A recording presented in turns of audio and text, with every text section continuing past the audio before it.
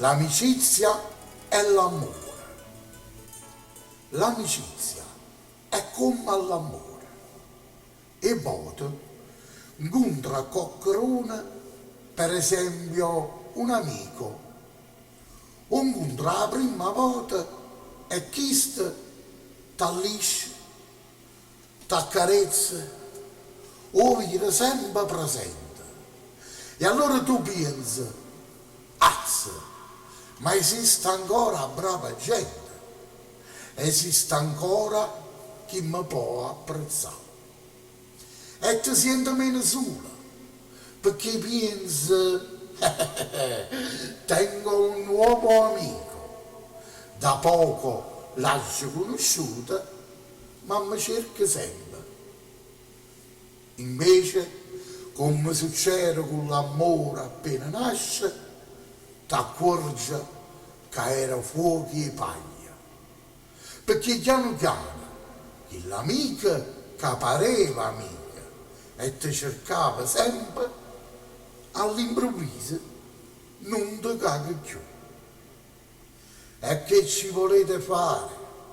Questa è la vita. Ma voi facete una cosa semplice ma bella. Facete come a Pulcinella. Aspettate che il fuoco brucia la paglia. E se passando il tempo la paglia non si brucia, allora sì che l'amore è amore e l'amicizia è vera. Nel frattempo però non vi lusingate, non vi illudete, perché? Perché fa più male una delusione che un colpo di pistola.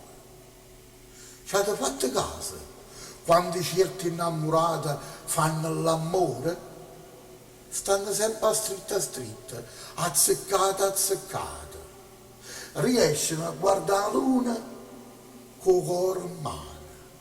Riescono a guardare le stelle roce, come se fossero caramelle. E poi, roba misurata, per una stronzata, si sono lassate. Pure quella era fuochi e paglia. Ma l'amore vero, come l'amicizia, si vede dopo molto tempo.